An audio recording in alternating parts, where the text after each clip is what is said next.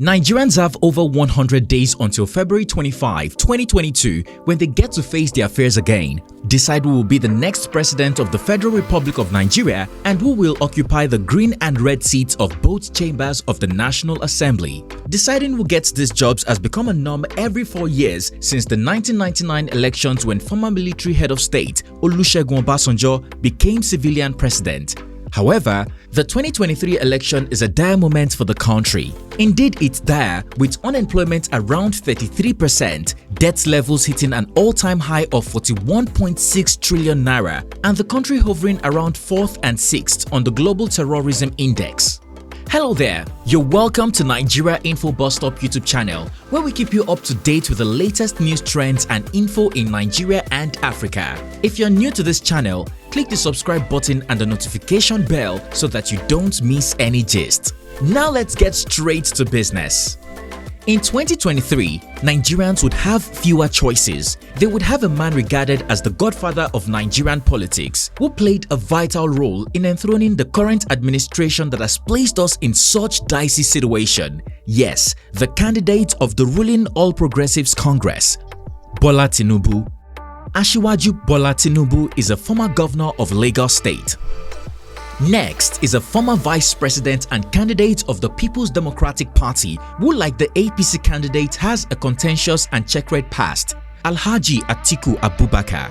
Interestingly, Abubakar, like Kenya's Raila Odinga, has become a serial competitor in this race, and his ambition for presidency stretches as far back as 1992. Now, an unlikely savior has emerged with the guts and strength to challenge the two major parties. He is the former governor of Anambra in southeastern Nigeria, and his recommendations on cost-cutting measures has helped him amass a large cult-like following on social media who brand themselves obidient. That is Peter Obi. Obi was until recently a member and in fact a presidential aspirant of the PDP. In 2019, he was the vice presidential candidate of the PDP, running alongside candidate Atiku Abubakar, and could easily have emerged the running mate again if he had stayed. So here are the top 10 reasons we think you should consider to make Peter Obi your choice candidate. 1. Peter Obi will cut cost of governance. As much as Nigeria continues to sink into a debt level of around 42 million naira, with civil servants and several workers groaning about poor welfare, the cost of governance has continued to remain as it is, very expensive. In Nigeria, the president has a retinue of aides that duplicate responsibility and sometimes have no use. Long before he came to the contest, Peter Obi has always campaigned for reduction in cost of governance. In a 2016 address, Peter Obi described how he was able to save the state a lot of money. He said, "It costs an average of 2 billion naira to run the office of the First Lady in every state in Nigeria. Multiply that by 36. Nigeria can still function on its income if only we learn how to cut costs. No governor needs a house in Abuja. Governors don't live in Abuja." His prudent nature once earned his administration the appellation, "He no dey give shishi." As governor, Obi was often seen using commercial flights, traveling with few aides and security details, and sometimes carrying his bags himself. This is unlike his colleagues who often used private jets and lived like kings. He also received several awards on the basis of his prudent use of public funds. From his recent campaigns, he has emphasized that his administration will cut the cost of governance and push such funds into other priority areas. You see, a vote for Peter Obi is a vote for a slimmer and more prudent government. 2. Obi's emergence will break the jinx. One of the bane of the Muhammadu Buhari administration is its inability to manage Nigeria's diversity.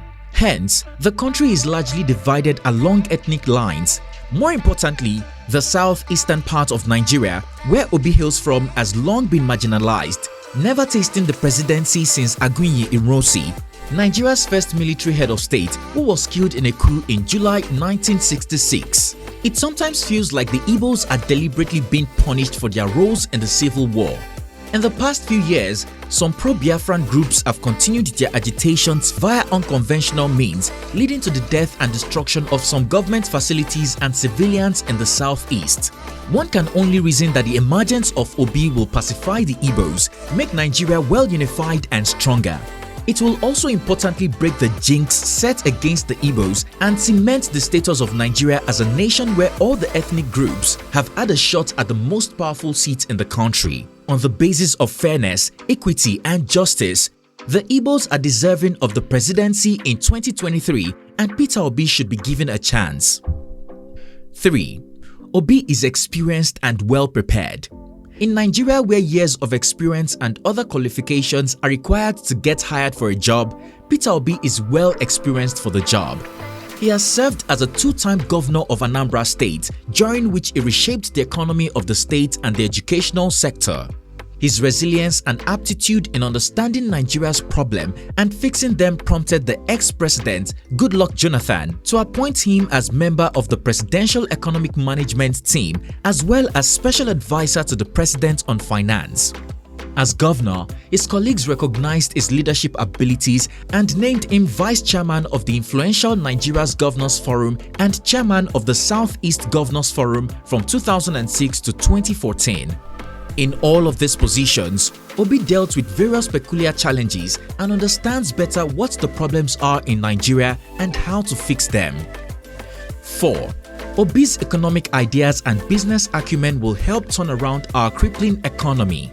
With unemployment sitting at over 33% and inflation at its highest since 2005, Obi's presidency looks like the closed reality to taking us out of a poor economy. Peter Obi's knowledge of the economy is unmatched. He is the first Nigerian governor to be appointed by President Jonathan into the National Economic Council, even when he wasn't a close ally or party member of President Jonathan. This was pure merit. Our economy was among the fastest growing in Africa under Goodluck Ebele Jonathan. He is the former chairman of Nigerian Security and Exchange Commission (NSE). He was the youngest chairman of Fidelity Bank PLC. He sat at the board of directors of many banks in the country.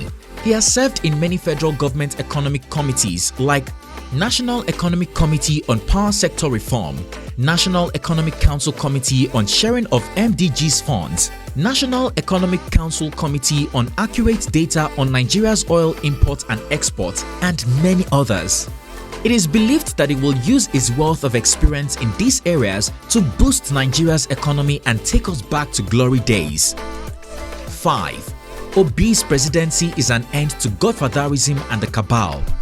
The Peter Obi campaign has surprised many political pundits by gathering sufficient momentum to the extent that the chances of the two previously dominant parties in Nigeria are no longer clear as they would have been initially.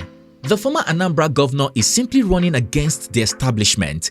If given full support and allowed to emerge, Nigerians would no longer have to deal with conspiracy tales about who is actually running government. For instance, when Obasanjo was president, he was considered incapable of running Nigeria without the input of an unnamed cabal. When he left, he planted his successor as his deputy. When Goodluck Jonathan voided the influence of Obasanjo, they later worked for the emergence of Muhammadu Buhari. Even Buhari, like most recently claimed by Tinubu, required the support of a man known as the godfather of Nigerian politics. Without a selfish, greedy godfather and cabal, Obi would have less political problems and simply concentrate on the job. 6. Peter will work to fix electricity. It is highly disheartening that despite 23 years of stable democracy and infamous investments of over $16 billion in Nigeria's power sector, the country is still struggling to produce 4,000 megawatts. It has become an embarrassing culture to receive news of the national grid's collapse. It has happened almost 7 times within a year already. Several governments have made promises, but how well do you show seriousness in fixing a problem if you don't study it? Immediately he secured the presidential ticket of the Labour Party, Peter Obi traveled to Egypt with one purpose in mind: to study how Nigeria can overcome its power problems. When queried about this move, Obi explained how South Africa and Egypt each produce over 50,000 megawatts of electricity despite not being as populated as Nigeria. According to him, Africa's most populous country has the ability to generate, transmit and distribute 15,000 megawatts of electricity within a 4-year period for any serious government. After that, Obi has come out to say if he fails to fix Nigeria's power problems, he would not run for office again. Nigerians can definitely hold him by his words and give him a benefit of doubt. 7. Obi will run a youth-centric government. Peter Obi's Labour Party movement has been brought to life by young people around the country who are eager to see changes in the country. Most of them are young graduates, others are young people who have excelled in their fields and eager to see changes in the country. They have mobilized to set up campaign funding and are playing key roles in the campaign, and it is a sign of things to come that youth will take center stage under an Obi presidency. Unlike Buhari, who signed the Not Too Young to Run Act but has an average age of 49 on his cabinet, we are likely to see a much younger and effective cabinet under Obi. For those who recall that Nigeria's founding fathers were young when they gave us our glory days, this is a call to empower young people to help the fortunes of this nation. 8. Peter Obi has respect for the rule of law. In Nigeria, the people have grown accustomed to the idea that those in government and high-profile personalities are above the law. Also in Nigeria, it is no longer unusual to see politicians breed political thugs and unleash them to cause mayhem when things don't go their way. In fact, the current president is renowned for inciting violence during his election losses and had developed a knack for disobeying court orders issued by the federal government. Unlike Buhari, Obi has proven himself as someone who respects the rule of law and would constantly subjugate himself to the will of the legal directives at hand. For history's sake and to provide a clear understanding of my point, Obi was the first gubernatorial candidate in Nigeria to legally challenge to its logical conclusion his governorship electoral victory that was denied him. He won in the courts and reclaimed his mandate. He was the first governor in Nigeria to legally challenge his wrongful impeachment and was reinstated by the courts. He was the first governor in Nigeria to seek the interpretation of tenures of governors when INEC allowed elections to take place in Anambra State when his tenure had not expired. The election already concluded was cancelled and he was allowed to complete his tenure. Any other individual would have looked beyond the court and unleashed mayhem, but Obi showed civility, class, and absolute respect for the place of law in our affairs. 9. Obi believes in state police. As noted earlier, Nigeria is battling with high level of insecurity manifesting in the form of kidnapping, banditry, and terrorism. It is why Nigeria ranks among the top 6 nations on the Global Terrorism Index. It took over a year of constant demands for the sack of service chiefs for the current president, who is a former military general, to yield. Buhari opted to keep failures in place until he was left with no choice. Also, President Buhari, despite calls from all quarters, has vehemently resisted the closest option to resolving insecurity in Nigeria: state police. When asked about state police earlier this year, Buhari stated that state police is not an option for the nation. He added, "Find out the relationship between local government and the governors. Are the third tiers of government getting what they are supposed to get constitutionally? Are they getting it? Let the people in the local government tell you the truth. The fight between local governments and the governor. The role of traditional rulers must not be undermined because in their areas they know who is who, even by families, not to talk of individuals," he said. So we have to revert them to that system for us to have efficient security in our localities. This is perhaps why Nigeria is still struggling with insecurity since Buhari took over 7 years ago. However, for a very long time, Peter Obi has been a recurring voice for true federalism in which security becomes the primary business of state governments. At a recent event saying, "Every state should be able to police itself." While we do not expect Obi to wield a magic stand, it is thought that backing this statement with action will improve security in the nation. 10. Obi's presidency will stamp out Nigeria's most corrupt parties. Obi has gained support among the young and old.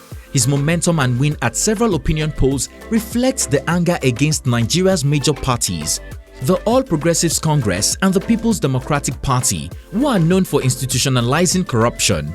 The two parties have ruled for a combined 23 years and have done more harm to Nigeria, with the current administration kicking every revenue short by over 50% to over 42 trillion naira. Most of these borrowed funds have been misspent and in most cases mismanaged. We have seen the arrest of officials for stealing pension funds and other public funds. Already, the other parties are having palpitations that Obi would end their reign and put an end to corruption. This is not the first time Obi has had to fight corruption by the establishment. One would recall that his impeachment during his first term as Anambra governor was because he refused to inflate the state budget to give state lawmakers a basis to siphon money. Obi is one of the few governors in Nigeria since 1999 who has not been indicted by the anti-graft agencies. He possesses the character, integrity, intellect, and will to lead Nigeria. Do you have other reasons why Peter Obi should be supported? Please drop them in the comment section below. To get other interesting Nigerian gists and info like this, hit the subscribe button and keep the notification bell on. See you next time.